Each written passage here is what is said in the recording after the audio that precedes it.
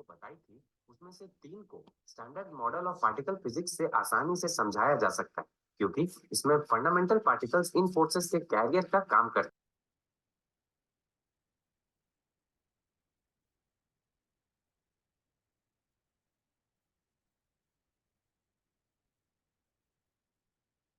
नमस्कार, सुप्रभात, good morning, welcome to all of you for Sundays with Yogiraj. आप सभी लोगों का स्वागत है संडेज विथ योगीराज में। वेलकम। नमस्ते गुरुजी। नमस्ते। प्रणाम गुरुजी। प्रणाम। प्रणाम गुरुदेव। प्रणाम गुरुजी। प्रणाम। प्रणाम गुरुजी। So today I wanted to see my all Namdanis and Sadhak and all practitioners who are really practicing with me for some important reasons and to answer few questions. Maybe many of you want to know the answers. आज हम चाहते थे कि मेरे सभी नामदानी उपस्थित हों जो मेरे देख रेख में साधना कर रहे हैं और उनके उन तमाम सवालों को मैं सुनूं और उसका उपाय बताऊं। कुछ सवाल हैं जो हम चाहते हैं कि सब लोग सुने जाने, इसीलिए मैं आज सभी नामदानियों की उपस्थिति सुनिश्चित करना चाह रहा था। So before we start the session, we do Ashanti part. So all of you sit in a comfortable meditative posture. किसी ध्यानात्मक आसन में बैठ जाइए। Make your spine erect. अपनी रीढ़ की हड्डी को सीधी रखिए।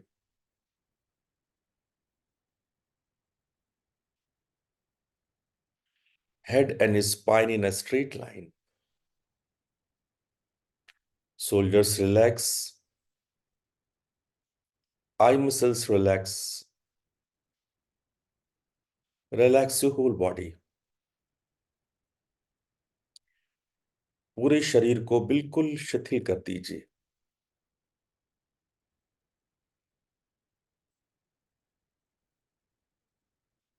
आपका शरीर बिल्कुल स्थिर। Your body is completely still and mind calm.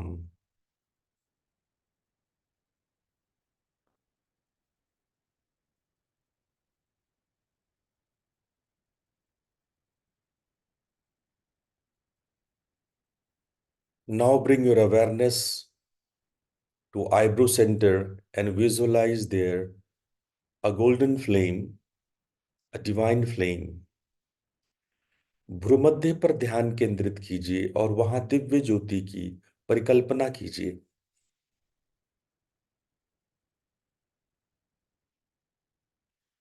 हम लोग 3 बार ओम मंत्र का उच्चारण करेंगे, तत्पश्चात शांति पाठ साथ में बोलेंगे।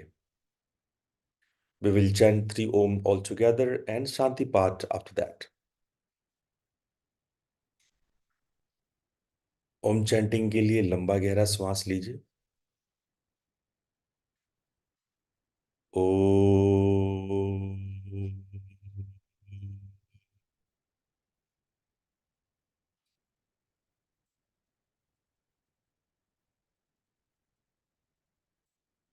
ओम।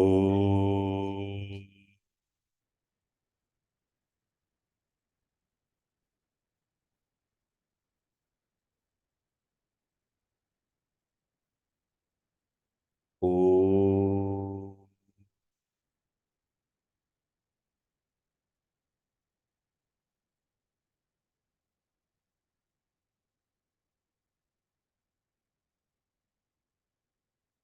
ओम असतो मा सद्गमय तमसो मा ज्योतिर्गमय मृत्युर्मामृतं गमय।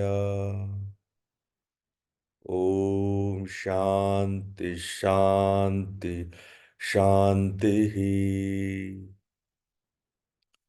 दोनों हथेलियों को आपस में रगड़िए और अपनी आंखों पे रखिए और धीरे से अपनी आंखें खोल लीजिए।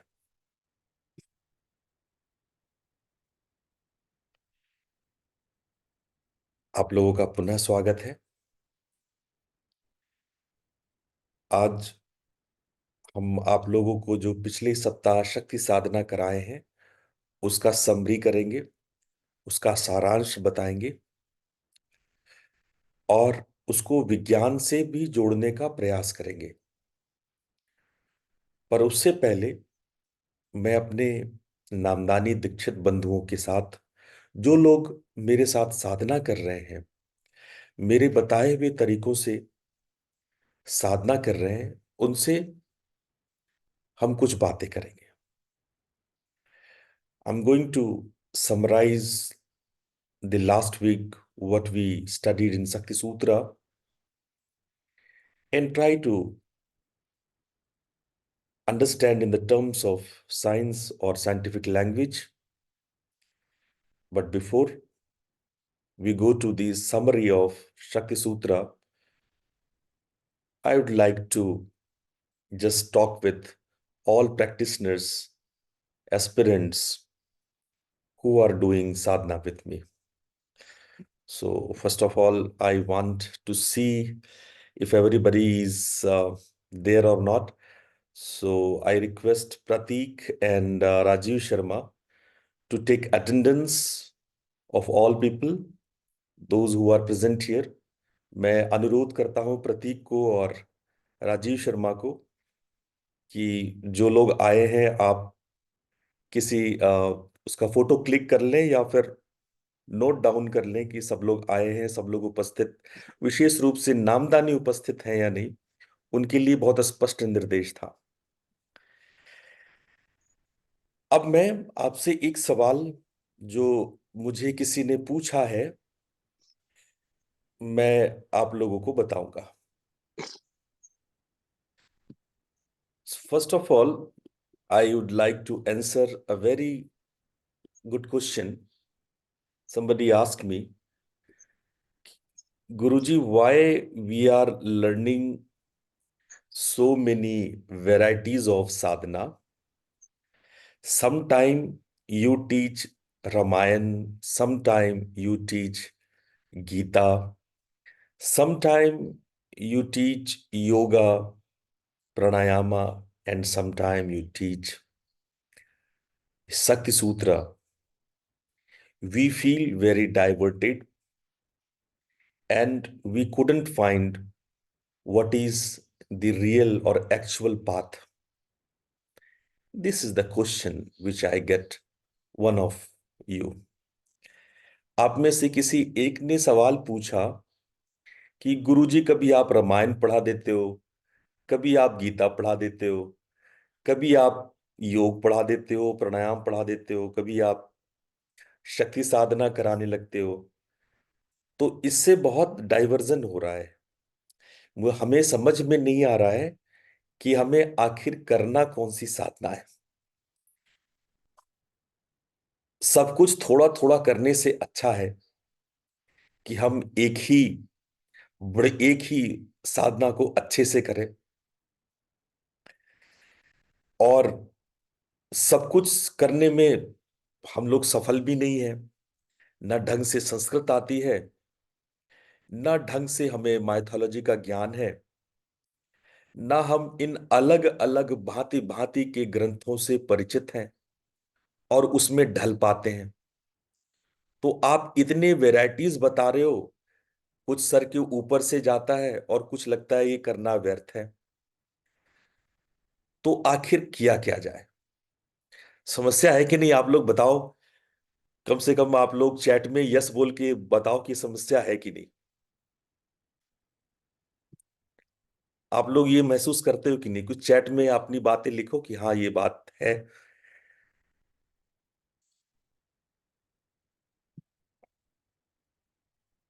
हाँ देखो, बहुत लोग का आ गया।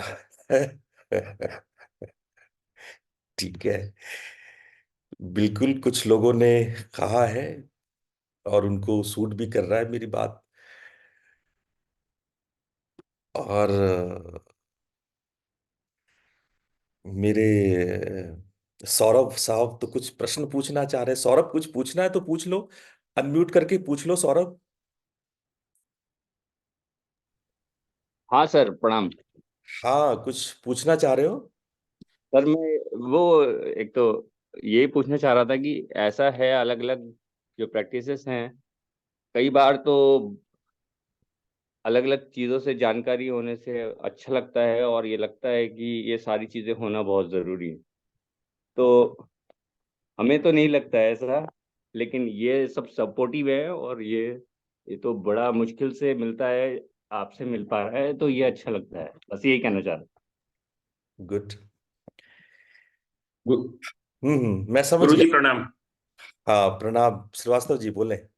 गुरु जी, ये तो हम लोग का सौभाग्य है कि आपसे ज्ञान गंगा हम की तरफ बह रही है, हमारे लोग की तरफ। ये तो हमारे पात्र के ऊपर है कि हम कितना उसको रिटेन कर पाएंगे। प्रणाम गुरु जी।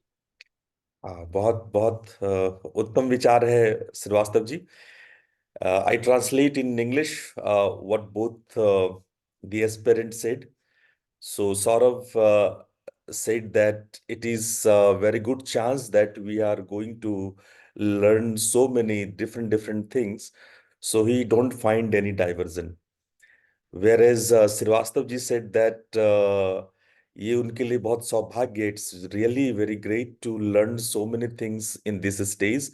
सो but everybody is not really ready for it. सभी लोग उसके अधिकारी नहीं है। Everybody is not qualified for those sadhanas, so they may feel difficult. या anybody else want to say something? But I got many Guru ji, good मैं कुछ कहना messages. चाहता हूँ। हाँ हाँ, बोले। जैसे आयुर्वेद का हम अध्ययन करते हैं थोड़ा सा, तो एक होता है च्यवनप्राश। जी। तो च्यवनप्राश क्या है कि हर व्यक्ति के लिए सुटेबल होता है और वो हम्म। हर एक उसको ग्रहण करता है, उसको शक्ति और उसके लिए लाभदायक होता है। तो हम्म। जैसे गुरु शिष्य को नामदान देता है और सारी चीजें परंपरा से कराता है, तो वो च्यवनप्राश की तरह होता है। हम्म। फिर इसके बाद अलग अलग जैसे बीमारियां होती हैं, अलग अलग चीजें होती हैं, उसमें अलग अलग मेडिसिन ली जाती हैं। कोई हम्म। ब्राह्मण लेगा, कोई कुछ लेगा, कोई कुछ लेगा। तो ये जो डिफरेंट आप चीजें समझा रहे हैं या बता रहे हैं, तो हम्म। ये इस तरह से इसको एज्यूम किया जा सकता है कि हम्म। कभी ना कहीं से कुछ ना कुछ भविष्य में समस्याएं आती हैं और कुछ ना कुछ सॉल्यूशंस उनके निकलते रहते हैं विभिन्न उससे तरीकों से। हाँ, एक है बिल- च्यवनप्राश और एक है विभिन्न प्रकार की औषधियाँ।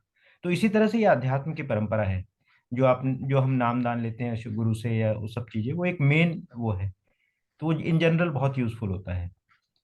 तो इस तरह से मैं कुछ एक्सप्लेन करना चाह रहा था, जो कंफ्यूजन है उसको So, दूर करने के लिए। Professor, I may be right और wrong. yeah, you are exactly true. What actually I want to say, you already said to everybody that I really want to say this. Okay sir. You said already. So, Professor Saab replied very important thing. What I want to say. देखो, सबसे पहली बात कि जो मेरा संदेश है, what I want to say you all, कि नाद साधना जो जिससे मैंने अनुभव किया है, जो भी मैंने अनुभव किया है वो नाद साधना से किया है। मेरे गुरुजी ने जो मुझे दीक्षा दी है, जिस परंपरा से मैं हूं, वो नाद साधना है।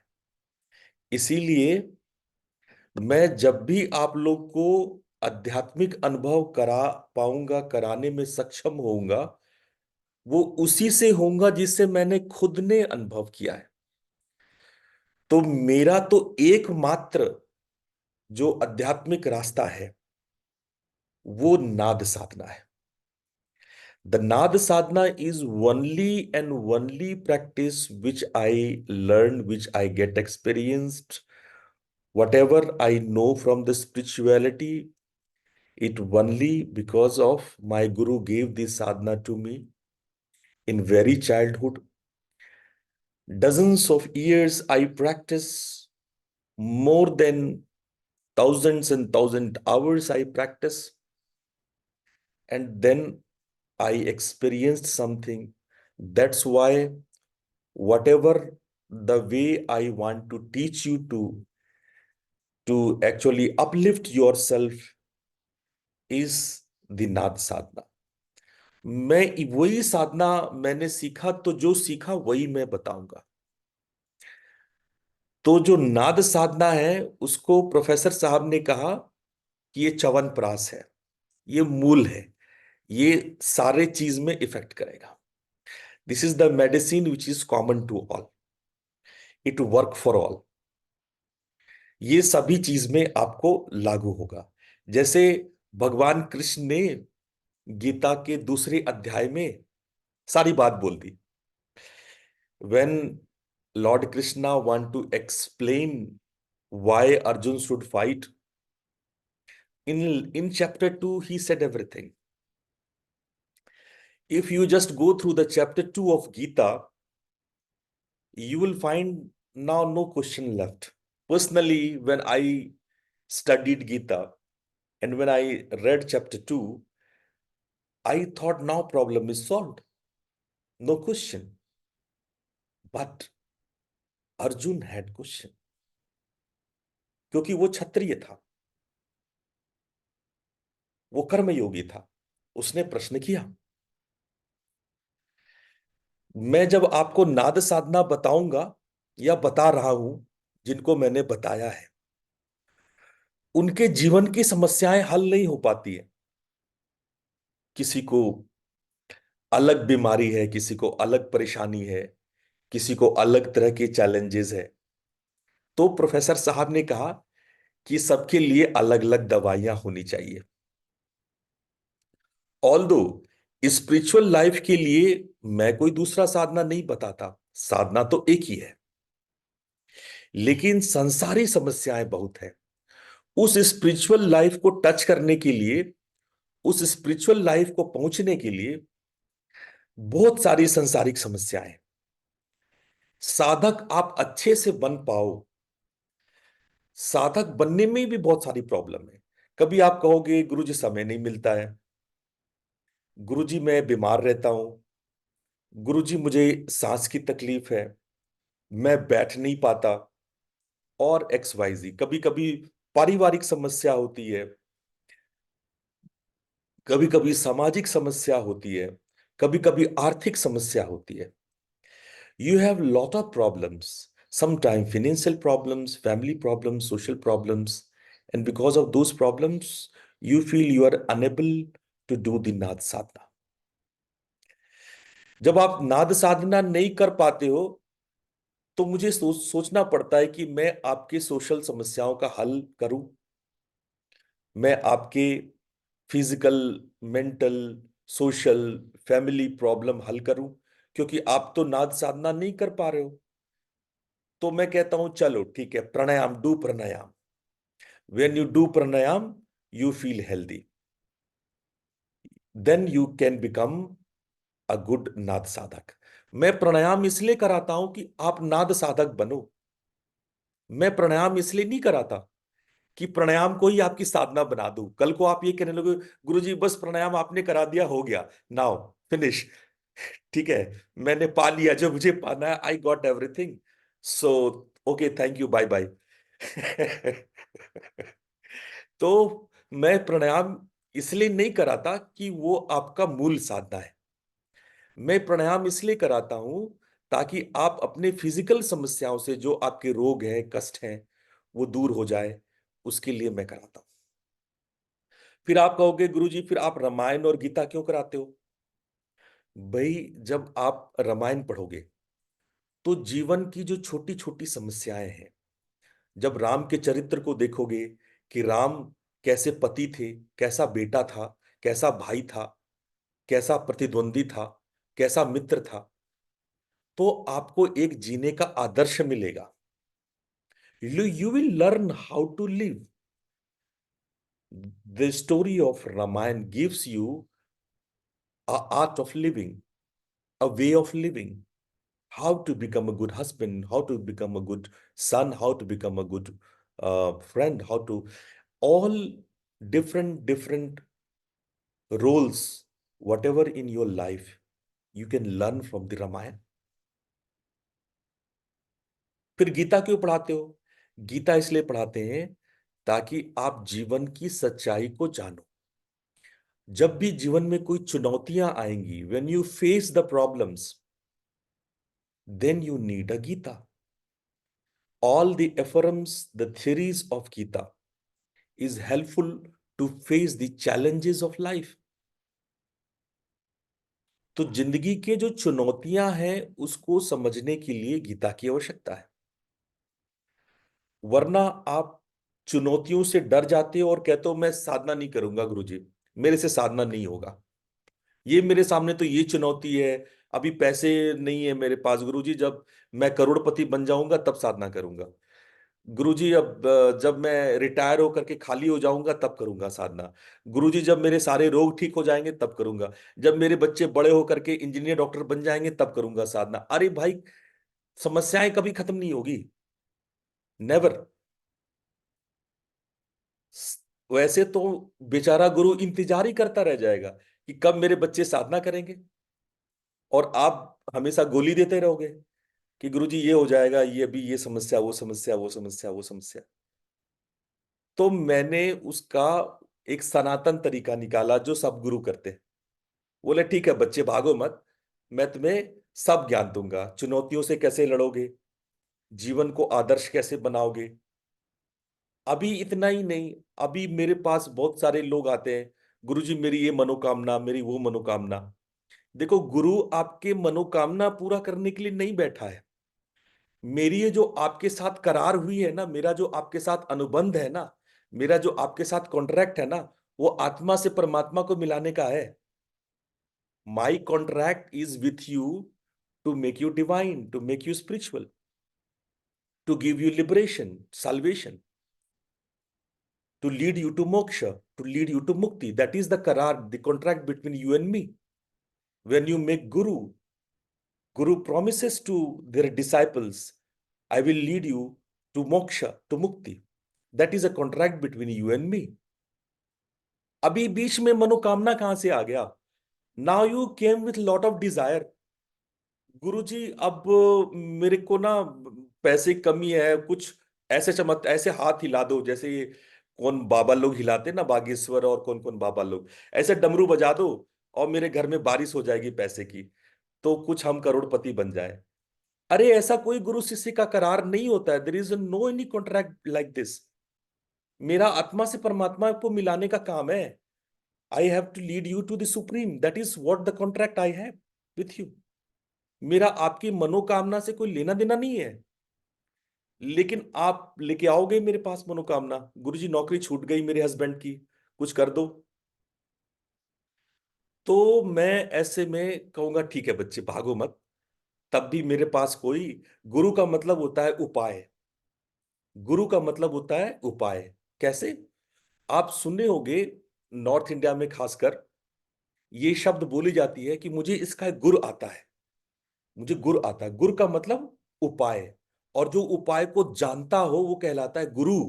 गुरु मतलब उपाय जानने वाला, हु नोज द उपाय, सॉल्यूशन. तो गुरु कहता है ठहरो, ठीक है तुमको मनोकामना ही चाहिए, तो मनोकामना पूरा होता है देवी देवताओं से.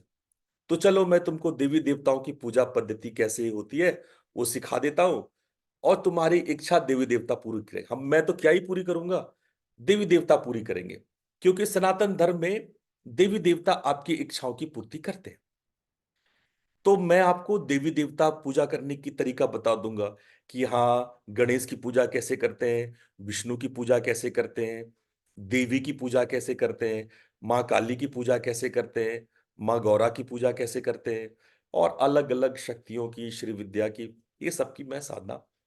ये सिर्फ इसलिए कि जब आप मेरे पास रोते हुए आते हो ना कि गुरुजी मनोकामना पूरी कर दो, तो मुझे मेरे हृदय में करुणा आती है कि इस चक्कर में बच्चा साधना करेगा नहीं, नाथ साधना करेगा नहीं. चलो इसकी बात समझते हैं. तो लो भाई, तुम अपना जो है वो साधना कर लो. नवरात्रि आ रहा है, तुम भगवती दुर्गा के सामने ये पूजा करना, और अब तुम जानो, तुम्हारी माँ जाने, माँ दुर्गा जाने और तुम जानो, माँ काली जाने और तुम जानो. ये माँ बेटा बेटी मिलके आपस में अपने जो भी मनोकांक्षाएं हैं उसकी आपस में बात कर लो. तो गुरु का रोल सिर्फ इतना है कि वो मां से मिलने का उपाय बता देगा। या ध्यान रखना, गुरु ईश्वर नहीं है, गुरु ईश्वर नहीं है, गुरु माध्यम है, गुरु गाइड है। तुम मेरे से मनोकामना मांगोगे, मैं तो देवताओं की तरफ ले जाऊंगा कि वो देखो वो देवता है, उधर से उधर मांग लो। मैं कोई भगवान नहीं हूं, मैं कोई ईश्वर नहीं हूं, मैं आप ही की तरह हूं। आपने साधना नहीं करी है, मैंने कर ली है।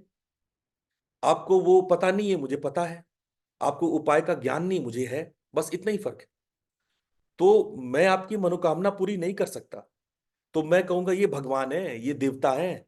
वो देवता को इस तरीके से पूजा की जाती है, इस तरीके से पूजा कर लो, ये ऐसा होता है, वैसा होता है। वो सारा रिचुअल मैं बता दूंगा।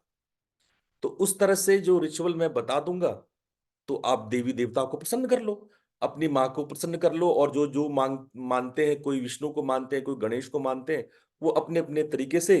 अब मैं रास्ता बता दूंगा कि ये रास्ता है उनको प्रसन्न करने का।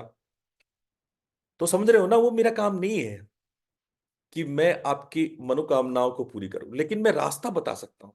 आई can give you the solution. So I will let you know how to worship, how to make happy the god and goddesses, the deities, and with that rituals you can make them happy and solve your issues. तो ये जो सारे रास्ते मैं बताता हूं, कभी मैं प्राणायाम बता दिया, कभी मैं योग की, अभी तो मैंने किया ही कराया है। अभी आने वाले समय में मैं और भी तरीके आप लोग को बताऊंगा। लेकिन ध्यान रखना, मैं ये सब आध्यात्मिकता के लिए नहीं बता रहा हूं। मैं इसलिए नहीं बता रहा हूं कि आप नाद साधना छोड़ दो, कल को आप यही कह दो कि अरे गुरुजी आपने क्या बताया प्राणायाम, वाह अब मैं तो यही करूंगी या करूंगा। मैंने कुछ लोगों को देखा है कि मैं ये प्राणायाम वगैरह बता रहा था कि चलो आप नाद साधना में जुड़ जाओ, लोगों ने नाद साधना छोड़ के वही पकड़ लिया कि गुरुजी आप तो नाद साधना में संगीत बताते हो, मैं संगीत ही पकड़ लेती हूँ। मुझे मुझे संगीत से आपका कल्याण नहीं करना था। आपका कल्याण तो नाद में ही है। ये संगीत जो है वो प्री प्रैक्टिसेस है, उससे आपका आत्मा का कल्याण नहीं हो सकता है। आत्मा का कल्याण करना है तो नाद योगी है, जिसका मैं गुरु हूं, जिसके लिए मेरा आपके बीच करार है, जिसका मेरा और आपके बीच में अनुबंध है। तो मैं आपको, जब मैं प्रॉमिस कर रहा हूं, जब एक गुरु आपके सामने ये प्रॉमिस करता है कि आप अच्छे से साधना करो और मैं आपको मोक्ष दिलाऊंगा, तो इस करार में ये बात निहित होती है कि आप साधना करोगे, मैं उपाय बताऊंगा। आप साधना में फंसोगे, जहां जहां जब जब फंसोगे, तो मैं आपको उपाय बताऊंगा कि बच्चे यहां मत फंसो, वहां मत फंसो, अगर फंस गए हो तो ऐसे निकलो। तो जब मैं निकालने का उपाय कर रहा हूं कि आप फंसे हुए हो अपने मनोकामना में, अपने फिजिकल मेंटल सोशल वेलबींग में फंसे हुए हो, तो जो मैं रास्ता निकालने के लिए कह रहा हूं, वो रास्ता साधना नहीं है। वो चूंकि आप साधक नहीं बन पा रहे हो, इसलिए बता रहा हूं। अच्छा, कुछ लोग आप में से ऐसे हैं कि गुरुजी मूल तो नाद साधना ही है, लेकिन आप गीता होता जब से करा रहे हो तो इसलिए मैं नहीं आता हूँ, नहीं आती हूँ, क्योंकि मैं तो नाद साधक हूँ। गीता सुन के क्या करूंगा, रामायण सुन के क्या करूंगा। तो ऐसे भी कुछ बंदे हैं जो मेरे गीता या रामायण की क्लास में इसलिए नहीं आते कि गुरुजी आप तो नाद साधना कराते हो, मैं रामायण ना भी करूं, मैं शक्ति सूत्र ना भी पढूं, क्या फर्क पड़ता है, मेन तो आप नाद साधना ही कराते हो। अरे तुम्हें पता नहीं है, भले ही आप रोग से पीड़ित हो, सोशल या मेंटल लेवल से पीड़ित नहीं हो, जब गुरु कोई वाक्य बोलते हैं, गुरु कोई शब्द बोलते हैं, गुरु किसी ग्रंथ की व्याख्या करते हैं, भले ही आप किसी रोग से पीड़ित हो या ना हो, आपका आत्मकल्याण होता है। आपके अंदर में, क्योंकि जब गुरु कहते हैं, गुरु उन बातों को कहते हैं क्योंकि गुरु जुड़ा हुआ है ईश्वर से, तो उनके वाइब्रेशन जब वो रामायण बोल रहे होते हैं, तो राम की वाइब्रेशन झंकृत होती है। जब वो कृष्ण को बोल रहे होते हैं तो कृष्ण के वाइब्रेशन झंकृत होती है। जब वो माँ दुर्गा के बारे में बोल रहे थे तो माँ की वाइब्रेशन झंकृत होते हैं, और उसका इफेक्ट आपको मिलता है, भले ही आप प्रैक्टिस करो या ना करो, नाद साधना में लाभ मिलता है। इसीलिए सबसे महत्वपूर्ण होता है सत्संग। जब आप आध्यात्मिक साधना करते हो तो सबसे इंपॉर्टेंट होता है सत्संग। बिन सत्संग विवेक ना होई, और राम कृपा बिन सुलभ न सोई। बिना सत्संग के विवेक नहीं हो सकता है, बुद्धि नहीं आती। जब आप मेरी बातों को सुनोगे, क्योंकि जो बातें आ रही है मैं तो माध्यम हूं, वो तो सत्य से आ रही है, वो ट्रुथ से आ रही है, ईश्वरीय आवाज है, मैं तो उसका माध्यम बना हूं। मैं तो खाने का थाली हूं, मैं खाना नहीं हूं। खाना तो ऊपर से आ रहा है, भोजन तो ऊपर से आ रहा है, पर जब आप उसका स्वाद लेते हो तो मेरा काम सिर्फ थाली बनने का है। तो जब आप स्वाद लेते हो तो भगवत का दिव्यता पता चलता है, ईश्वरीय दिव्यता का पता चलता है। इसीलिए जो लोग ये सोच करके मेरा क्लास अटेंड नहीं करते हैं कि अच्छा ये बात तो मुझे पता ही है, अच्छा गीता में पढ़ के भी मैं क्या ही करूंगा, अच्छा मैं शिव सूत्र पढ़ के क्या करूंगा, मुझे क्या काम शिव सूत्र से, वो वंचित रह जाते हैं उस भोजन से जो ईश्वरीय भोजन गुरु आपके लिए परस रहा है, जिसका गुरु थाल बना हुआ है, मीडियम बना हुआ है। ध्यान रहे, मेरे सारे साधक, मेरे सारे प्रैक्टिशनर इस बात का ख्याल रखें, सत्संग सर्वोपरि है। अगर आप सत्संग चूकते हो तो अध्यात्म चूक जाओगे। ये जो कुछ भी हम बता रहे हैं ये डाइवर्जन नहीं है। अगर आप बहुत गौर से मेरे साथ साल 2 साल रह जाओ तो आपको पता चलेगा कि ये एक बड़ा स्टेप बाय स्टेप प्रोसेस है।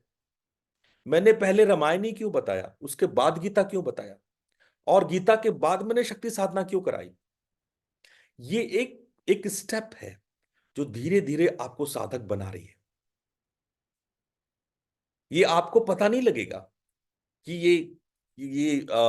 ये कैसे हो रहा है, लेकिन ये धीरे धीरे धीरे आपके भीतर में सफाई कर रही है। जब गुरु गीता बोलते हैं, जब गुरु रामायण पढ़ते हैं तो आपको अंदाज नहीं है कि आपके भीतर कितनी सफाई हो रही है। जब गुरु कबीर के बारे में बताते हैं, दूलन दास के बारे में बताते हैं, तो भी भीतर सफाई होती है। सफाई केवल तभी नहीं होती है जब आप साधना पे बैठते हो, जब गुरु के साथ बैठते हो, गुरु की बातों को सुनते हो, तो भी आपकी आंतरिक सफाई होती है। इसीलिए सत्संग को सर्वप्रथम पहला स्थान दिया गया, फर्स्ट पोजीशन दिया गया, कि पहले आप श्रोता बनो, पहले सुनो, श्रवण, फिर मनन, फिर निधिध्यासन। पहले श्रोता बनो, पहले सुनो, जो गुरु कह रहे हैं उसको सुनो। उसको कहते हैं उपनिषद। गुरु के पास आके बैठना, उपनिषद। ये पहला है कि जब आप गुरु से बातों को सुनते हो और भांति भांति तरीके से हम आपको समझाते हैं। आप अगर मेरे सारे बातों का निचोड़ निकालोगे तो आपको लगेगा गुरुजी एक ही बात को कहने के लिए हजार हजार एग्जाम्पल दे रहे थे।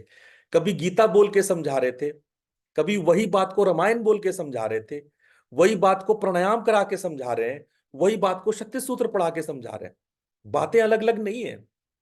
ये तो जो हमें बाहर से देख रहा है, ये वही वाली बात है कि गुरुजी कभी आप नीला कंबल ओढ़ के आते हो, कभी लाल कंबल ओढ़ के आते हो, कभी पगड़ी के आते हो, कभी बिना पगड़ी के आते हो। अरे आता तो मैं ही हूं आता तो मैं ही हूं। वो तो आप बाहरी आडंबर में फंस रहे हो। मुख्य ये नहीं है कि मैं कभी कृष्ण की भक्ति करा रहा हूं, कभी राम की भक्ति करा रहा हूं, कभी देवी की भक्ति करा रहा हूं। देवी देवता हमारे लिए माध्यम है, हमारे लिए उपाय है, सॉल्यूशंस है। उनके माध्यम से आप अपने सामाजिक, अपने पारिवारिक, अपने संसारी समस्याओं का निदान करते हो, पर जो हमारे और आपके बीच का करार है वो नाद साधना के द्वारा परमात्मा तक ले जाने का है। उस करार में हम एकदम जम के खड़े हैं।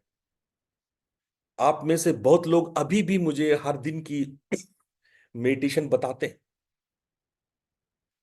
मुझे लिख के देते हैं कि गुरुजी मैंने 15 मिनट भजन किया, 20 मिनट सुमिरन किया, 30 मिनट। वो मैं रोज देखता हूं।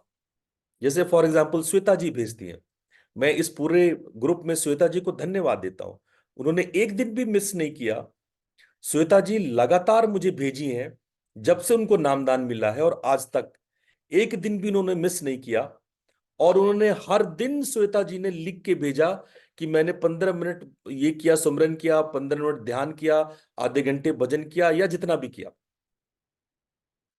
मैं आप सबके सामने श्वेता जी को धन्यवाद देता हूं। ये है गुरु और शिष्य के बीच का करार।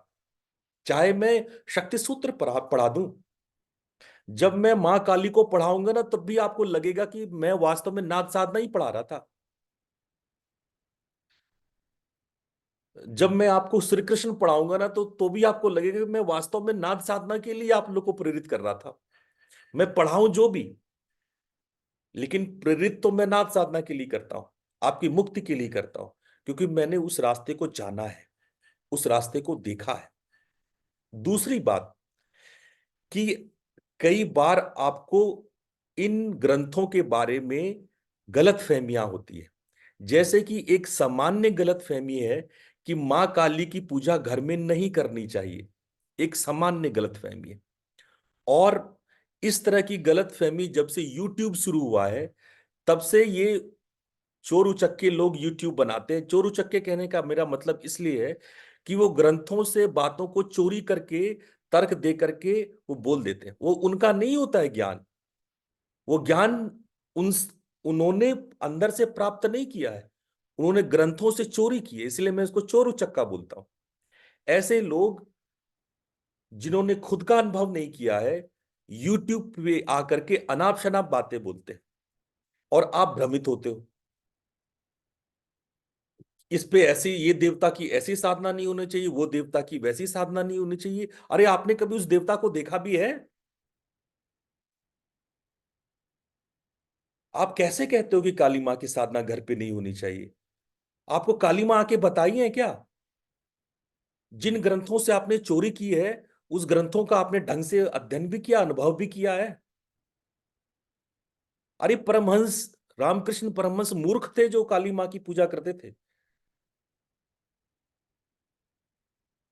तो बहुत सारे गलत फहमियां भरी हुई है। तो हमको ये बात, जब मैं शक्ति सूत्र पढ़ाऊंगा तो मैं देवी से संबंधित गलत फहमियां दूर करूंगा। लोग गीता के बारे में जो निर्लिप्तवाद है, पिछली बार मैंने निर्लिप्तवाद पर 2-3 सेशन लिया। कर्म समझते नहीं, गीता में कर्म के सिद्धांत को अनाप शनाप बोलते हैं। इसीलिए मैंने गीता पढ़ाई। एक तो हमें शास्त्रों की अपने जीवन में जरूरत है, और दूसरा शास्त्रों की गलत व्याख्या ने आपको भ्रमित कर दिया है। ये जो अ, तथाकथित विद्वान आपके दिमाग को इन शास्त्रों के गलत उपदेशों से भ्रमित कर दिए हैं, तो एज ए गुरु मेरा कर्तव्य बनता है कि मैं उन भ्रम को दूर करूं। इसीलिए मैं दूर करता हूं। लोगों को शमशान सिद्धि का पता नहीं है और बातें करते हैं भूत प्रेत की, यक्षणी साधना की। कल किसी ने पूछ लिया मुझसे कि स्त्रियों का शमशान घाट में प्रवेश क्यों वर्जित है? वो जितने भी नागा सन्यासिनी होती हैं, नागा स्त्रियां होती हैं, वो तो शमशान में जाती हैं, फिर हम लोगों को क्यों वर्जित किया गया है? वो मेरा कर्तव्य हो जाता है कि मैं आपको बताऊं। जब शास्त्रों के प्रति अनभिज्ञता आपके सोच को सनातन ज्ञान से दूर करता है, तो गुरु का कर्तव्य बनता है कि मैं शास्त्रों को समझाऊं। शास्त्र मैंने पढ़े हैं, मैंने अनुभव किए हैं। आप फिर भी चोरी की बात, चोरों और उचक्कों की बात यूट्यूब की करोगे। मैंने अपनी आंखों से अनुभव किया, मैंने देवी देवताओं को देखा है, अनुभव किया है, मैं उनके साथ उठता बैठता हूं। आपको क्या पता है? आपको गुरु का कुछ पता नहीं है। आप गुरु के बारे में कुछ नहीं जानते हो। जिस देवी देवताओं के साथ की पूजा करते हो, मैं उनके साथ उठता बैठता हूं। इसलिए मैं बता सकता हूं कि क्या सच है, कहां आप भ्रमित हो रहे हो, कहां आप गड़बड़ हो रहे हो। इसलिए भी मैं इन ग्रंथों को पढ़ाता हूं कि लोक जनमानस में जो भ्रांतियां फैली हुई हैं वो दूर हो सके। इसलिए भी मैं पढ़ाता हूं। इसलिए मैं आपसे निवेदन करूंगा कि ये जो डाइवर्सिटी मैं दिखा रहा हूं, उस डाइवर्सिटी में उस यूनिटी को देखो। गुरुजी अलग अलग कपड़े पहने पर गुरुजी सामान्य है, वही है। उसी प्रकार से मेरे हर विविध भांति भांति के शास्त्रों में आप गुरु तत्व को पहचानो कि गुरुजी कहना क्या चाह रहे थे। जब गीता पढ़ा रहे थे तो गुरुजी कहना क्या चाह रहे थे। जब शक्ति सूत्र पढ़ा रहे हैं तो गुरुजी कहना क्या चाहते हैं। आप हैरान होगे कि मैं सिर्फ और सिर्फ आपकी आत्मा लिबरेट हो सके, आप ऐसे साधक बन सको कि नाद साधना द्वारा आप मुक्ति को प्राप्त हो। लेकिन कई बार लोग भटकने लगते हैं। तो जब ये भटकाव आता है तो ये सारे प्रश्न भी आते हैं। ये सारे प्रश्न जब मन में आने लगे तो समझना कि आपने गुरुजी को छोड़ के गुरुजी के आवरण को देखना, आडंबर को देखना शुरू कर दिया है। गुरुजी को छोड़ करके गुरुजी के वस्त्र को देखना शुरू कर दिया है। तो आपके मन में ये प्रश्न आएंगे कि डाइवर्सिटी क्यों है, विविधता क्यों है। अरे इतने देवी देवता हमारे हमारे हिंदू धर्म में, इतने विविधता है, इतने संप्रदाय हैं, तो क्या आज हिंदू धर्म खत्म हो गया? सारे धर्म नष्ट हो गए पर हमारा धर्म आज भी जीवित है। सनातन आज भी जीवित है और सनातन जीवित है अपनी विविधता के कारण। याद रखना, अगर एक ही देवता को मान रहे होते तो हम नष्ट हो गए होते। हमारी विविधता के कारण हम जीवित हैं, हिंदू धर्म जीवित है। और विविधता इसलिए भी कि हमारी डिफरेंट डिफरेंट पर्सनालिटी है, हमारी भांति भांति की समस्याएं हैं। हम एक ही तरह की समस्याओं से नहीं परेशान होते हैं, हम भांति भांति की परेशानियों से ग्रसित होते हैं। और उसके लिए हमें भांति भांति के तरीके चाहिए और इसलिए विविधता आवश्यक है। इसलिए ये डाइवर्सिटी जरूरी है आपके मल्टी डायमेंशनल डेवलपमेंट के लिए। मैं आप लोग को क्यों एकांगी, मैं कई बार बहुत अलग अलग संप्रदाय के लोगों से मिलता हूं तो मुझे मालूम होता है कि ये लोग बड़े वन साइडेड सोच वाले लोग हैं। कभी आपने देखा होगा, just you go and meet with any cult और any traditional people nearby, you will feel their mind is like very monotonous.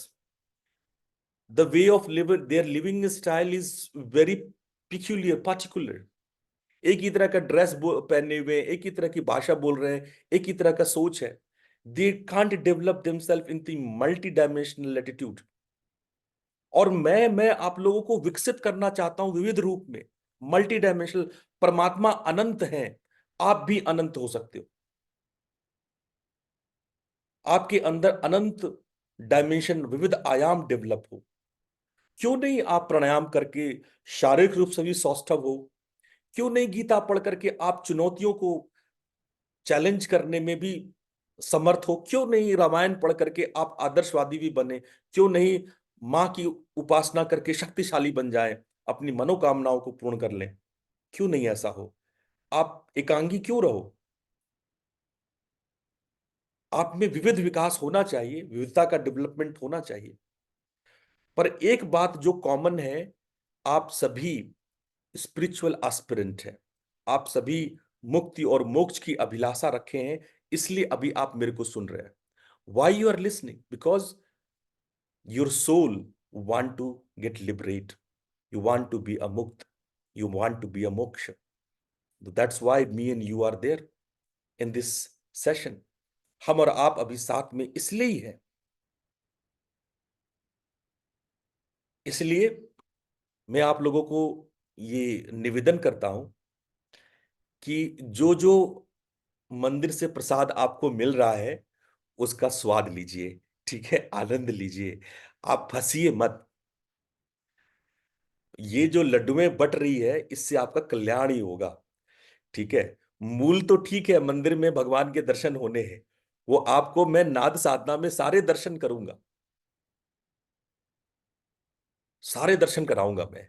लेकिन उसका जो मंदिर का प्रसाद मिल रहा है, चाहे वो बूंदी का लड्डू मिल रहा हो, चाहे वो लाई मिल रहा हो, वो जो चावल की लाई होती है वो मिल रहा हो, या बताशे मिल रहा हो, जो भी हो उसको ग्रहण कीजिए, उसका आनंद लीजिए। उन बताशों में, उन मिठाइयों में, उन लड्डू में क्या पता कोई चमत्कार छुपा हो, आपको पता ही नहीं है। आपकी क्लांति को, आपके तपस, आपके भीतर के जितने विकार है उसको दूर करने वाले हो, आपको पता ही नहीं है। आपको क्या पता, जब आप मेरे साथ गीता गुनगुना रहे थे तो हो सकता है आपके अंदर की कोई नाड़ी जो ब्लॉक हो वो खुल गई हो। आपको क्या पता, जब शक्ति सूत्र मेरे साथ आप दोहरा रहे हो तो आपके भीतर कोई प्राण का उत्थान हो गया हो। ये तो गुरु और शिष्य ही जानते हैं, ये तो गुरु और उसके परमात्मा ही जानते हैं, है ना। तो गुरु का कार्य गुरु को आप नहीं जान पाओगे। इसलिए कबीर साहब ने, जब एक साधक जब पहुंचा ऊपर और भगवान को देखता है तो भगवान पहले कहते हैं, अरे पहले इस गुरु को प्रणाम करो, है ना। गुरु गोविंद दो खड़े काके लागू पाए। अब गुरु और गोविंद दोनों खड़े हैं, किसके पैर छू? तो गोविंद कहते हैं कि इसके पैर छू, इसने बड़ी चालाकी की है, बड़ी चतुराई से तुम्हें मेरे पास ले आया। आपको भगवान से मिलाना आसान नहीं है, मुझे बहुत षड्यंत्र करने पड़ते हैं आपके पीछे। आपको भगवान के पास ले जाने के लिए मेरी बुद्धि की चटनी बना देते हो आप लोग। कभी कभी गीता के माध्यम से, कभी रामायण के माध्यम से कैसे कैसे आपको परोसने पड़ते हैं, आपके मनुहार करने पड़ते हैं। तब धीरे धीरे हर तरह से, कभी ठोकता बजाता हूं, कभी डांटता हूं, कभी दुलारता हूं, नाना प्रकार से आपको समझा बुझा करके मैं ईश्वर तक ले जाने की कोशिश कर रहा हूं। लेकिन तुम हट करके बैठ जाओ, नहीं गुरुजी मैं सुबह ना अब साधना नहीं करूंगा, मैं सुबह ना प्राणायाम करूंगा। आपने नाद साधना तो ठीक है, पर मैं अब सुबह सुबह उठ के प्राणायाम, ना ना गुरुजी मैं सुबह उठ कर संगीत की प्रैक्टिस करूंगा, नहीं गुरुजी मैं सुबह उठ करके ना बिल्कुल रामायण का पाठ करूंगा। अरे आपको मैं सब पढ़ाऊंगा, सब कराऊंगा। जो समय गुरु ने जो चीज के लिए आपको कहा है वो करो, जो गुरु कहते हैं वो करना, वो गुरु की सेवा है। जब जो चीज गुरु कहें कि भाई ये नामदान मिल गया आपको, ये आधे घंटे, ये 1 घंटे साधना करनी है, तो गुरु की बात को मानना सेवा कहलाता है। तो पहला सत्संग, दूसरा सेवा। सेवा का अर्थ ये नहीं है कि किसी गरीब को जाकर के पैसे दे दिए तो केवल वही सेवा है। एक बात ध्यान रखना, कई बार आप जब सेवा का अर्थ नहीं समझते हो तो वो सेवा आपके अंदर में अहंकार लाता है। हाँ, मैंने कई बार देखा है, लोग मंदिरों में दान करते हैं तो मंदिरों के ईंट पर अपना नाम लिखवा देते हैं। देखे हो कि नहीं, कभी जाओगे मंदिर तो सीढ़ियों पर दानदाता का नाम लिखा रहेगा। वो जो वहां बैठने का चेयर होता है उस पे दानदाताओं का नाम लिखा रहता है। ये जो नाम लिखवाना है वो एक अहंकार है कि मैंने दान किया है, आई एम द डूअर, मैंने दान किया है। और जिस दिन आपके दान में आपका अहंकार शामिल हो जाता है तो आपका दान व्यर्थ चला जाता है, आपका दान ही व्यर्थ चला जाता है। एक बार स्वामी शिवानंद जी खाने पे बैठे थे और उनके बगल में एक सेठ बैठे थे। बड़ा दान किया था उन्होंने आश्रम में, और अपना जीवन छोड़ करके सेठ अपना व्यापार छोड़ करके सन्यासी हो गए थे। तो खाना परोसने वाला गलती से दाल उसके धोती पे गिरा दिया। तो सेठ नाराज हो गए। सेठ ने बोला कि तुम्हें पता नहीं है तुम लोग कहां से चले आते हो, दाल मेरे धोती पे गिरा दिया। अरे तुम्हारे जैसे मेरे नौकर हुआ कर 100-150 मेरे नौकर हुआ करते थे। मैंने सबको लात मार के, अरबों खरबों की जायदाद को मैं लात मार के सन्यासी बनाओ। जब ये 2-3 बार दोहरा दिए तो बगल में गुरुजी हमारे शिवानंद जी ने बोला कि सेठ जी आपने लात अच्छे से नहीं लगाई, ढंग से लात नहीं लगाई। सेठ जी आपने ढंग से लात नहीं लगाई। मतलब समझे इसका कि मन में ये अहंकार नहीं। तो आप देखोगे कि जब आप किसी का हेल्प करते हो तो आपके मन में, अरे इसने थैंक यू भी नहीं बोला, होता है कि नहीं कई बार। कई बार आप कोई हेल्प करोगे और अगला ने उलट के थैंक यू नहीं बोला तो कहोगे यार मैंने इतना कुछ किया, अगले ने थैंक यू भी नहीं बोला। क्यों आपको थैंक यू सुनने की अभिलाषा है? इसका मतलब कि आपका अहंकार था, वो आपने कोई सेवा हुआ नहीं करी थी। उसके पीछे आपका सोच था कि अगला मुझे थैंक यू बोले, उसके प्रतिफल में आपको जो है स्वर्ग मिले। अगर आपकी सेवा किसी प्रतिफल के लिए है तो आपकी सेवा व्यर्थ है। अगर यहां तक भी कि आप उसके बदले में थैंक यू चाहते हो तो भी आपकी सेवा व्यर्थ है। इसीलिए गुरु जो है सेवा करना सिखाते। सेवा का मतलब तो समझो। सेवा का मतलब क्या होता है? जो गुरु कहे वो करो। अनुशासन में पहले आओ। First learn the discipline, that is the first lesson of seva. Learn the discipline. तुम डिसिप्लिन छोड़ दिए अपना।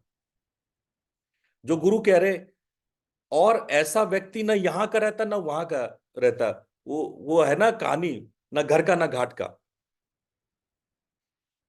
ना इधर के रहोगे ना उधर के रहोगे।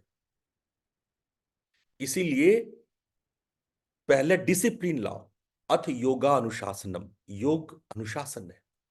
First is the discipline. जो गुरु कहते हैं आंख मूंद करके वो करो, एकदम सख्त हो करके करो। अगर गुरु कहते हैं सुबह उठो 2 घंटे भजन करो तो भजन करो। कहते हैं सुमिरन करो, तो ये हमारे और आपके बीच का करार है। देखो, जब मैंने आपको नामदान दिया था तो मैंने आपको ये बात बताई थी कि आपको साधना करना पड़ेगा, और अगर आप साधना छोड़ोगे तो आप गुरुद्रोह करोगे। तो इसलिए मैं आपको याद दिलाने के लिए आज सब सारे साधकों को मैंने बुलाया कि मेरे सारे नामदानी आज आए। आज मैं याद दिलाऊंगा। मैं सारे नामदानियों के सामने स्पष्ट ऐलान करना चाहता हूं कि अगर आप साधना नहीं करोगे, जो साधना आपको बताई गई है उसको छोड़ दोगे, तो आप करार तोड़ रहे हो, हमारे बीच का अनुबंध तोड़ रहे हो। और अनुबंध तोड़ोगे तो आप ना यहां के रहोगे ना वहां के रहोगे। इसीलिए जो आपको अनुबंध मिला है, जो आपको, बाकी मैं कह तो रहा हूं मैं आपकी समस्याओं का हल करूंगा। आपकी जो पारिवारिक समस्या है, जो आपकी सांसारिक समस्या है, जो आर्थिक समस्या है, उसके लिए जो भी देवी देवता आपका सहयोग कर सकते, पूर्ति कर सकते, उन देवी देवताओं की साधना मैं आपको करवा दूंगा। आप मुझे अपनी समस्याएं बताओ तो मैं आपकी समस्या का समाधान बताऊंगा। लेकिन मेरा ये पोर्टफोलियो नहीं है, वो मेरा एरिया नहीं है। वो मेरा एरिया आपके आत्मा को परमात्मा तक ले जाना है। वो आपकी मनोकामनाएं, आपकी सांसारिक इच्छा को पूर्ण करना मेरा काम नहीं है। आप बहुत जिद करोगे तो मैं किसी देवी देवता का नाम बता दूंगा, साधना करने का तरीका बता दूंगा। तुम जानो, तुम्हारे भगवान जाने, तुम्हारे देवी देवता जाने। लेकिन हमारे और आपके बीच का करार आपकी साधना करना है, और इसी को सेवा मानो। डिसिप्लिन इज द सेवा। और जहां जहां सेवा विकृत हो गया, वहां वहां लोग गुरुद्वारे में झाड़ू लगाने को सेवा कह देते हैं। कोई गरीबों का बोझ उठा लिया तो उसको सेवा कहता है। अरे वो सेवा करके आपके अंदर अहंकार आ रहा है। मैंने देखा है लोगों के बीच सेवा करके अहंकार ले। लोग सेवा करके गऊ बनना चाहिए, विनम्र बनना चाहिए, लेकिन सेवा करके सेवा का अहंकार उत्पन्न हो रहा है तो आप सेवा नहीं कर रहे। सेवा नहीं कर रहे हो। तो फर्स्ट द डिसिप्लिन। अब तो पहला सत्संग, दूसरा सेवा और तीसरी साधना। ये मैं सभी प्रैक्टिशनर को निवेदन करना चाहता हूं, ये तीन ही चीज है, सत्संग, सेवा और साधना। तपस, स्वाध्याय और ईश्वर प्रणिधान, इसी को योग में कहा गया, यही यही क्रिया योग है। तपस, स्वाध्याय, ईश्वर प्रणिधान क्रिया योग, ये दूसरे अध्याय का पहला सूत्र है। और मैं ये सारी किताब इसलिए भी बताता हूं कि मैं आपको अपनी बात का रेफरेंस दे सकूं कि गुरुजी ऐसे ही हवा हवा में बात नहीं करते हैं। गुरुजी जो भी बात, मेरे एक एक लाइन किसी न किसी उपनिषद से, पुराण से रेफर्ड है। मैं अपने एक एक लाइन का, आप मेरी बात को रिकॉर्ड कर लो, मेरी एक एक लाइन किसी न किसी पुराण या उपनिषद से रेफर्ड है। मैं एक भी बात अपने मन की नहीं बोलता, एक भी बात। अब आप कहो कि आप गुरु के बारे में इतना कुछ कह रहे हैं, कि मैं आपको शक्ति सूत्र का चौथा अध्याय, जिन जिन के पास शक्ति सूत्र की किताब है, आजकल मैं पढ़ा रहा हूं ना शक्ति सूत्र, अगर आप में किसी ने किताब खरीदी है, एक बार आप यस बोल दीजिए चैट पे लिख करके, मैं देखूं किस किस ने किताब खरीदा है। जिस एक बार आप चैट पे यस कर दे या नो कर दे, किताब अपने लिखा या नहीं, खरीदा या नहीं खरीदा है। अगर खरीदा है तो चौथे चैप्टर को देखो। आप चौथे चैप्टर में जाना, अनुगुप्ता जी ने, दीप्ति जी ने, आप लोग ने किताब खरीद लिया है, तो दीप्ति जी आप या अनु जी आप चौथे चैप्टर में जाओ, फोर्थ चैप्टर के पहले 10-15 सूत्र पढ़ जाओ। चौथे चैप्टर के 10-15 सूत्र में सिर्फ गुरु की बातें लिखी हुई है।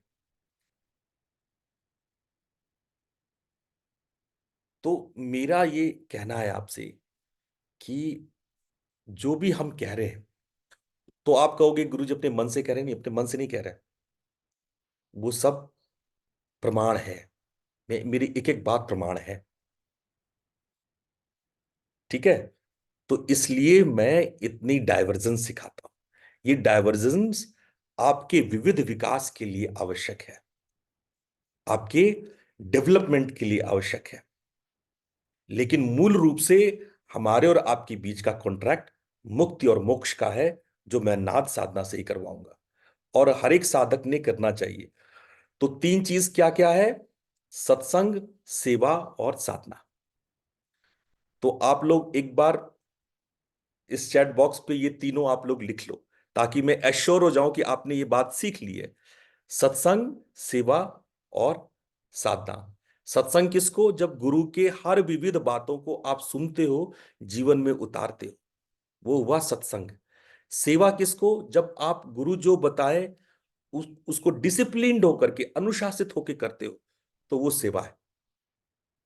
और साधना, जो गुरु ने साधना बताई है, वो साधना जब आप करते हो, तो वो साधना। ये तीन चीज का करार है। ये तीन चीज का अध्यात्म आपके लिए आवश्यक है: सत्संग, सेवा और साधना। ये आपको करना है। तो ये बात आपको ध्यान में रखना चाहिए। अब मैं बचे हुए समय में जो भी 15 मिनट बचा है, मैं जल्दी से एक बार रिवाइज कर दूं शक्ति सूत्र, जो आपने 10-12 पढ़े हैं। उस शक्ति सूत्र में आपने क्या पढ़ा है, वो मैं जल्दी से रिवाइज कर देता हूं आपके सामने। बहुत अच्छा आप लोग लिख रहे हैं सब लोग।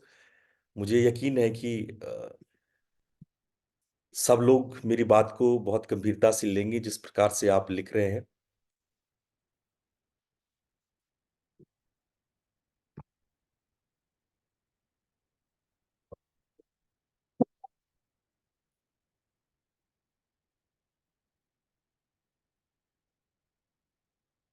तो हमने ये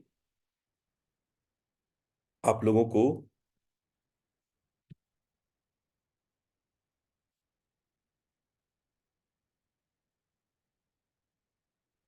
बताया था कि इतने इतने प्रकार के शाक्त तंत्र शास्त्र होते हैं, और मैं शक्ति सूत्र, इनमें से सोच लो ये इतने सारे हैं, इनमें से मैं शक्ति सूत्र आप लोग को पढ़ा रहा हूं। मैंने आप लोग को शक्ति तंत्र के बारे में बताया कि ये कौल, समय और मिश्र 3 प्रकार के होते हैं। इसके बाद मैंने आप लोगों को सौंदर्य लहरी का पाठ करवाया और भांति भांति के यंत्रों के द्वारा जो लोग मंत्र जाप नहीं कर सकते, मंत्र पढ़ नहीं सकते, वो लोग यंत्र की साधना करें। यंत्र और मंत्र एक ही जगह ले जाता है। उसके बाद मैंने आप लोगों को प्रथम अध्याय का, फर्स्ट चैप्टर का सूत्र पढ़ाना शुरू किया था, जिसमें मैंने आप लोगों को बताया था कि अब यहां से हम लोग शक्ति साधना को समझेंगे और ये काम जिज्ञासा से शुरू होता है। और चूंकि ये दर्शन सभी दर्शनों की जननी है, सभी दर्शनों की मां है, इसलिए इसमें आपको वेदांत भी मिलेगा, मीमांसा भी मिलेगा, वैशेषिक भी मिलेगा, न्याय भी मिलेगा और सांख्य और योग भी मिलेगा। इन सभी सूत्रों का सम्मिश्रण है ये। यहां पे अथ शब्द का ये अर्थ है। उसके बाद मैंने बताया था कि जो शक्ति है वही कर्त्री है, वही करती है। हम लोगों को ये भान गलत होता है कि we are the doer. The doer is only one, that is the goddess. यत कर्त्री और यत अजा। अजा मतलब जो जन्म नहीं जिसका होता है, जिसका मृत्यु नहीं होता, जिसका जन्म नहीं होता उसका मृत्यु भी नहीं होता है, तो वो सदैव है, वो सनातन है और वही कर्त्री है। और उसी से मन उत्पन्न होता है। मां ही मन को भिन्न भिन्न मातृकाओं के द्वारा उत्पन्न करती है, इसलिए मां को मनोयोनि का भी कहा जाता है, मन की योनि भी कही जाती है। और ये इतना शुद्ध है कि इसमें कोई अंतराय नहीं है, ये नित्य है। और उसके बाद मैंने तत् और त्वंग, यानी तत् जब वो पदार्थ के रूप में शिव है, त्वंग जब वो शिव स्वयं है, उसके बारे में बताया कि वो पदार्थ के सानिध्य में रहती है। यहाँ पे पदार्थ शब्द वैशेषिक से लिया गया है।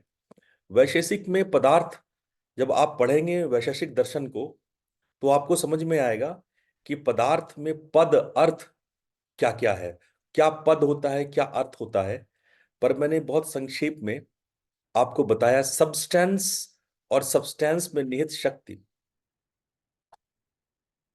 और शक्ति जो है वो कुछ इमेजिन कल्पना करती हैं और उसी आधार पे पदार्थ अपने स्वरूप को प्राप्त होता है। यहां पर आगे पढ़ाने से पहले मैं आप लोगों को फिजिक्स की ओर ले चलता हूं। क्वांटम फिजिक्स में एक टर्म है जिसको हम लोग कहते हैं सुपर पोजिशनिंग। सुपर पोजिशनिंग का अर्थ थोड़ा सा मैं आप लोग को एकदम लेमन लैंग्वेज में बताने की कोशिश करता हूं। फिजिक्स में एक बड़ा एक्सपेरिमेंट हुआ। उसमें जब इलेक्ट्रॉन को बम्बार्ड किया गया एक छोटे से बहुत ही महीन छेद से पीछे स्क्रीन पर, तो देखा गया कि कुछ स्ट्रिप्स, लाइट स्ट्रिप्स बनते हैं। इलेक्ट्रॉन को किया गया, फोटोन को किया गया और देखा गया कि कुछ लाइट स्ट्रिप्स बनते हैं, जिसका ये अर्थ हुआ कि इलेक्ट्रॉन या फोटोन उसका नेचर वेव है, वो तरंग है, इसलिए वो कई स्ट्रिप्स उसने पीछे बनाए। लेकिन हैरानी की बात तो तब थी जब ऑब्जर्वर यानी कैमरा लगाया गया, हर एक वेव के मूवमेंट को, वेवलेंथ और फ्रीक्वेंसीज को नोट करने के लिए, तो it behaves like a particle. तब केवल 2 स्लिट समझ में आया, केवल 2 रेखाएं पीछे बनी।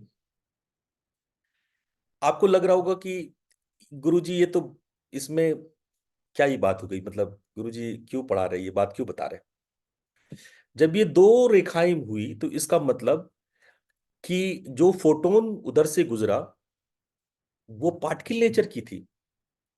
यानी कि जब उस छोटे से छेद से फोटोन को गुजारा गया और वहां पे कोई ऑब्जर्वर था, तब तो वो पार्टिकल नेचर बता रहा था।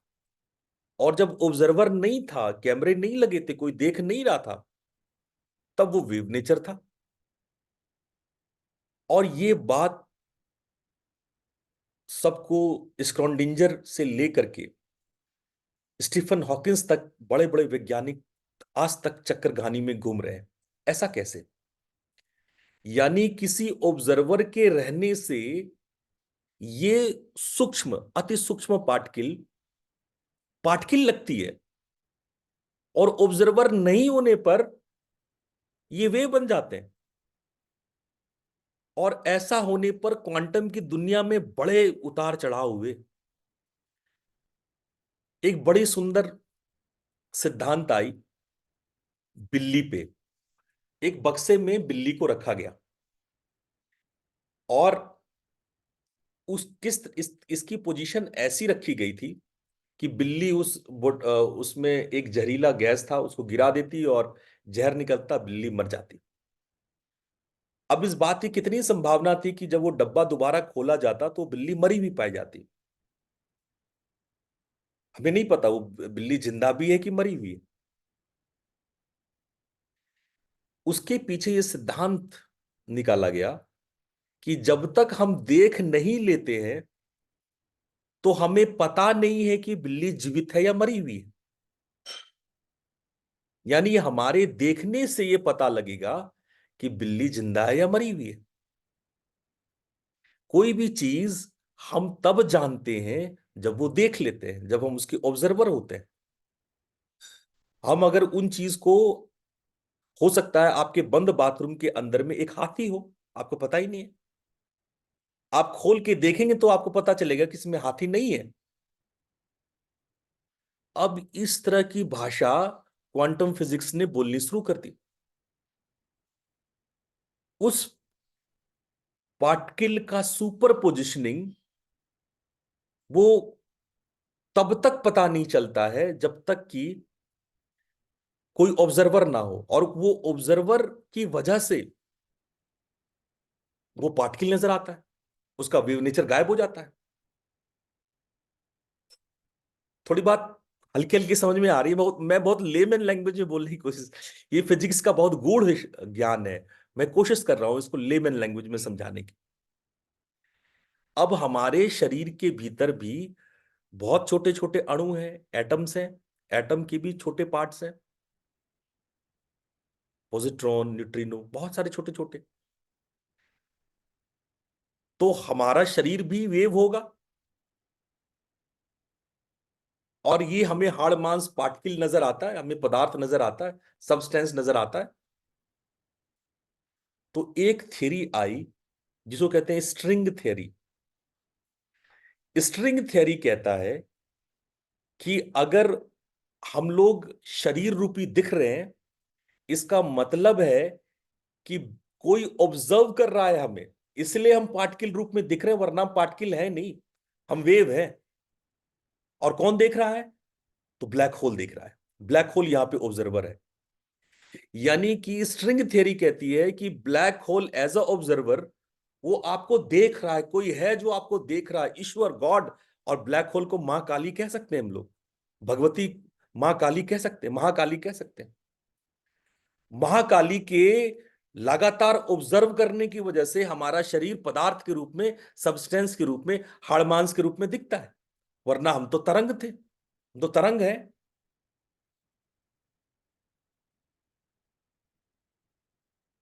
अब ये भाषा धीरे धीरे साइंस की जगत में निकल के आ रही है। अब जो ये लास्ट लाइन है, शक्ति तत्व की कल्पना उपाधि द्वारा करती है, तो क्या ये पार्टिकल की सुपर पोजिशनिंग की बात नहीं कहती है? क्वांटम फिजिक्स के सुपर पोजिशनिंग की बात नहीं कहती है ये लास्ट जो 7वां सूत्र है? आप सोचो, आप स्ट्रिंग थियरी को पढ़ो थोड़ा सा। जो लोग फिजिक्स पढ़ सकते हैं, जो लोग थोड़ा साइंस पढ़ सकते हैं, या जिनके बच्चे साइंस पे, उन अपने बच्चों से पूछो कि बताओ भाई स्ट्रिंग थ्योरी क्या है, क्वांटम थ्योरी क्या है। वो आपको बताएंगे, वो शक्ति सूत्र से मैच खाते हैं, पूरा पूरा मैच खाते हैं।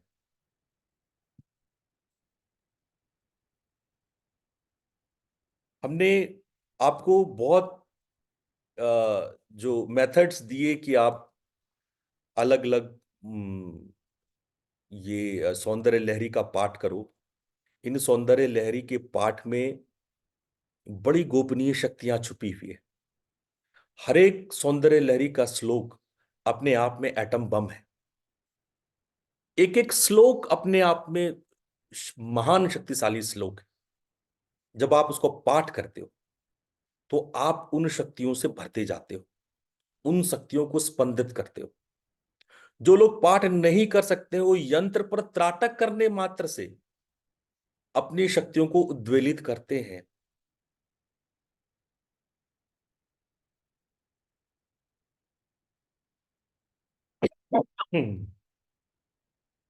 उसके बाद मैंने आप लोगों को शक्ति सूत्र को आगे भी बताया। मैंने बताया कि तत् और शक्ति यानी पदार्थ और शक्ति समान धर्म के हैं। जब हम शक्ति का धर्म पदार्थ से बता रहे हैं तो मैं 5th डायमेंशन की बात कर रहा हूं। और दो जो जिसको आज की डेट में dark matter and dark energy कही जाती है, मैं उसकी बात कर रहा हूं। इसलिए मैंने कहा कि ये सारे सूत्र को फिजिक्स के थ्योरी से समझने में आप लोगों को ज्यादा समझ में आएगा। तत् का स्वरूप प्रातिभाषिक है, वो है सपने जैसा है। आदिगुरु शंकराचार्य कहते कहते मर गए कि जगत स्वप्न मत, जगत जो है स्वप्न है, मिथ्या है, माया है। जो आप व्यवहार में देख रहे हो, हम आप ये लैपटॉप ये मोबाइल आपके सामने में पड़ा है, ये सब माया है, स्वप्न है, प्रतिभाषिक है। वो है नहीं, एग्जिस्ट नहीं करता है। वो किसी मां काली के सुपर पोजिशनिंग का असर है कि वो पार्टिकल नेचर में दिख रहा है। अगर अगर ब्लैक होल ना होता तो हम वो देख भी ना पाते, वो तरंगे होती सब। हम 5th डायमेंशन की बात कर रहे हैं कि तत् का स्वरूप प्रातिभाषिक है और वो हमको इस शरीर में बांधती है। हम जैसा जिस शरीर में दिख रहे हैं वो प्रतिभास है, वो एक प्रकार का काल्पनिक बंधन है, आरोपित ध्यास है, अध्यास है। तो शक्ति जो एनर्जी है, ये जो डार्क एनर्जी है, जो यूनिवर्स का 75% है, वो डार्क एनर्जी ही बंधन और मुक्ति है। किसी को आकार देती है और किसी को निराकार बनाती है। और जो ये विविधता है, अब यहां पे टाइम यानी 11th डायमेंशन की बात आ रही है। जो 14वां सूत्र है वो 11th डायमेंशन की बात कर रहा है।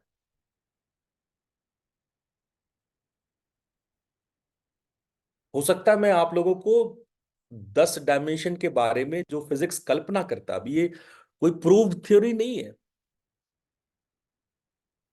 ये काल्पनिक बातें हैं। अभी ये एक हाइपोथेसिस है, एक सोच है। क्योंकि ये सोच बहुत सारे प्रश्नों का जवाब दे देती है, क्योंकि विज्ञान के पास इस प्रश्न का उत्तर नहीं है कि बिग बैंग से पहले क्या था, कहां पे बिग बैंग हुआ, किस जोन में बिग बैंग हुआ। लेकिन ये स्ट्रिंग थ्योरी इसका उत्तर है।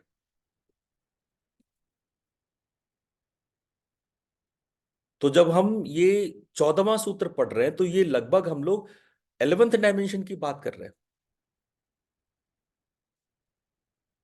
तो हम इस माध्यम से आप लोगों को ये बताना समझाना चाह रहे हैं कि आप सत्य को समझो, करीब समझो। हम लोग मां काली की पूजा करते हैं और एक उनको मूर्ति मान लेते हैं और वहां पे दिया अगरबत्ती जला लेते हैं और समझते हैं कि काली मां। आपको पता नहीं है काली मां क्या होती है, आपको मां काली का कुछ भी अंदाज नहीं है, ना शास्त्र पढ़ते हो, तो इसीलिए जगत में ये जो भ्रम फैला हुआ है, उस भ्रम को दूर करने के लिए मैं आप लोगों को ये सारे सूत्र पढ़ाता हूं। कॉन्सेप्ट तो आप सनातनी हो, आपको अपने ही धर्म का कॉन्सेप्ट तो मालूम होना चाहिए। मुझे कुछ साउथ इंडियन मिले थे और वो कहे कि आपके देवी इतनी हिंसक दिखाई पड़ती। मैं केरल में था, केरल में किसी सांथी नाम के जगह से मैं मसाज ले रहा था। सांथी आश्रम, सांथी आश्रम, शांति आश्रम के लोगों ने कहा कि जो आपकी देवी सनातन देवी काली है वो इतनी कुरूप है और इतने विकृत हैं, तभी भी आप लोग उनकी पूजा करते हो, ये गलत है। हमने कहा कि कुरूप की पूजा नहीं होनी चाहिए, ये आप कैसे तय करते हो? क्यों नहीं होने? और कुरूप और सुंदर ये कौन तय करता है? कोई कुरूप है, कोई सुंदर है, ये कौन तय करता है? और कुरूप की पूजा क्यों नहीं होनी चाहिए? तो उन्होंने कहा कि नहीं, वो बहुत विभत्स है, वो ब्लड ब्लड हाथ में ऐसे कटोरे में ब्लड, और किसी का सर कटा हुआ है, तो वो बहुत विभत्स है, उसकी पूजा नहीं होनी चाहिए। फिर मैंने पूछा, विभत्स की भी पूजा क्यों नहीं होनी चाहिए? क्या आपके शरीर में खून नहीं है? क्या आपके धड़ पे सर नहीं है? बिना किसी विग्रह को समझे, बिना उसके निहित दर्शन को समझे, जब हम मां काली को स्त्री मानने लगते, आप कल्पना करने लगते हो कि वो एक स्त्री है जो किसी नरमुंड को लेके खड़ी है। अरे मां काली स्त्री नहीं है।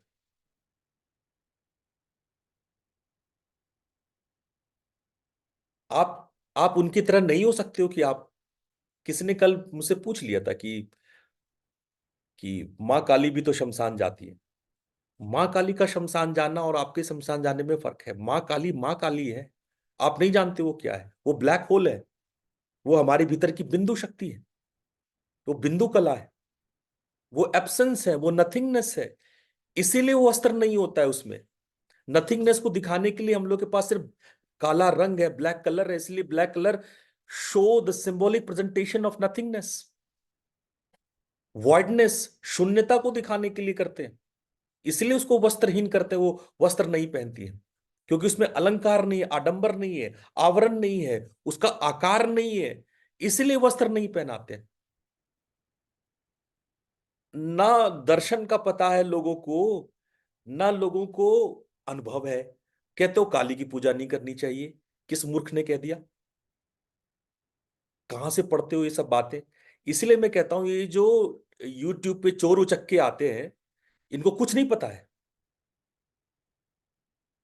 ये यहां वहां की बातें चोरी करके आपको बोल देते हैं। ये ना तो शास्त्र पढ़ते हैं, ना तो इनको अनुभव है। मेरे से पूछो, मैं बताऊंगा मां काली क्या होती है। इसलिए मैं ये साधना करा रहा हूं, इसलिए मैं शक्ति सूत्र पढ़ा रहा हूं, मैं अधिकारी हूं इसलिए पढ़ा रहा हूं। आप भ्रमित हो जाओगे दूसरी बातें सुनोगे तो, इसलिए मैं पढ़ा रहा हूं। आप लोग का कल्याण हो। और अंत में मैं चलते चलते यही कहूंगा कि ये तीन चीज याद रखना: सत्संग, सेवा, भजन। सत्संग, सेवा और साधना, तो ये आप लोग करते रहो। हम लोग फिर कल मिलते हैं। कल हम लोग सुबह सुबह शक्ति पाठ, शक्ति की साधना आराधना करेंगे। और अच्छा, मनीषा कुछ पूछना चाह रही है। हाँ मनीषा, पूछ लें। जी गुरुजी, मैं ये सुख से पूछना चाह रही हूँ, जो मैं आपने मुझे अभी तक जो अभी चीजें पढ़ाई है, जो अगर हम इसको योग सूत्र से जोड़ें, तो जब अर्थमार्थ रह जाता है, तो आपने पढ़ाया था जब स्मृति परिशुद्ध हो जाती है, अर्थमार्थ रह जाता है, निर्वर्तक समाधि, तो वही ये अवस्था रहेगी? क्योंकि मुझे जैसा लग रहा है, तो क्या मैं सही जा रही हूँ? निर्वितर्क समाधि जो है उसी की अवस्था है ये? हाँ, कह सकते हो कि माँ काली है, एक काली है और एक महाकाली है। बिंदु है, महाबिंदु है, नाद है, महानाद है। केवल निर्वितर्क ही क्यों, निर्विचार भी है। है ना, निर्वितर्क भी नहीं है, निर्विचार भी है। तो हाँ, ये ठीक बात है कि जब आप निर्वितर्क की बात करते हो, जिसमें अर्थ मात्र निर्भास हो, निर्वितर्क हो, जिसमें स्मृति परिशुद्ध हो जाता है, वो एक दशा है जिसमें आपको वो शून्यता, वो आभास होता है, जिसमें माँ काली का अंश रूप का अनुभव आप कर सकते हो। यहां तक आपकी बात बिल्कुल सही है। ये मेरे को पूछना था क्योंकि मुझे थ्योरी समझ कोई नहीं। बात नहीं। सौरभ एक सवाल पूछ रहे हैं, शून्य और बिंदु में क्या अंतर है? शून्य, बिंदु ही शून्य है। जहां जहां शून्य है वहां वहां बिंदु है। शून्य बिंदु कला को कहते हैं सौरभ। बिंदु की कलाएं हैं शून्य। 21 कलाएं होती हैं बिंदु की, इसीलिए 21 शून्य होता है। कबीर साहब ने अपने किताब में कबीर सागर में 21 शून्य का वर्णन किया है। वो बिंदु दर्शन ही है, बिंदु के ही अलग अलग रूप है। ठीक है, तो आज इतना ही। मैं फिर कल सुबह शक्ति साधना के साथ आपको मिलूंगा। प्रणाम। राम गुरु जी। प्रणाम। प्रणाम गुरु जी। प्रणाम गुरु जी। प्रणाम गुरु जी। प्रणाम। प्रणाम गुरु जी। प्रणाम। बहुत बहुत धन्यवाद। प्रणाम। प्रणाम। प्रणाम गुरु जी। प्रणाम। प्रणाम। प्रणाम गुरु जी। प्रणाम।